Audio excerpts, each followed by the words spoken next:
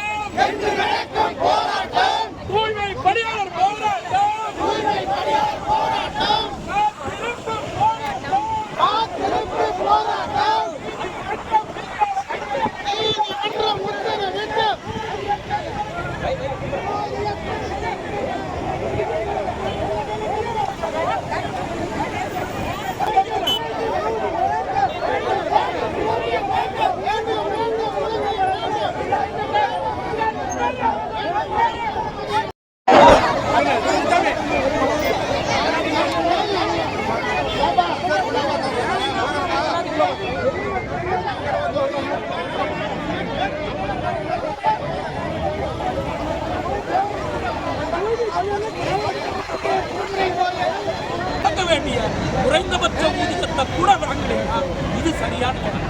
மாநகராட்சியில் ஒரு நாளைக்கு 871 ரூபாய் தூய்மை பணியாளர்கள், குடிநீர் பணியாளர்களுக்கு 923, டிரைவர்களுக்கும் டிபிசி ஊழியருக்கும் அதே மாதிரி. ஆனால் அவங்களுக்குள்ள என்ன சம்பளம்? 400 அவுட் சோர்சிங் ஒப்பந்தம் வெறும் 400 கொடுத்துட்டு ஒரு நாளைக்கு 400 ரூபாய் வரைக்கும் பிடித்தம் செய்து அல்லது கொடுக்காமல் ஏமாற்றினார். இது சரியா என்ற கேள்விதான் இந்த காத்திருப்பு போராட்டம் மிக முக்கிய நோக்கம். இந்த ஊழியர்கள், இந்த தூய்மை பணியாளர்கள் சட்டம் என்பது இல்லையா? சட்டப்படி கொடுக்கணும்னு சொல்ற நீதிமன்ற உத்தரவு இல்லையா? இந்த கேள்வியோட தான் நாங்கள் இந்த காத்திருப்பு போராட்டம். நீதிமன்ற உத்தரவுப்படி கொடுக்கலைன்னா தொடர்ந்து எங்கள் போராட்டம் இங்கே நடைபெற்றுக் கொண்டே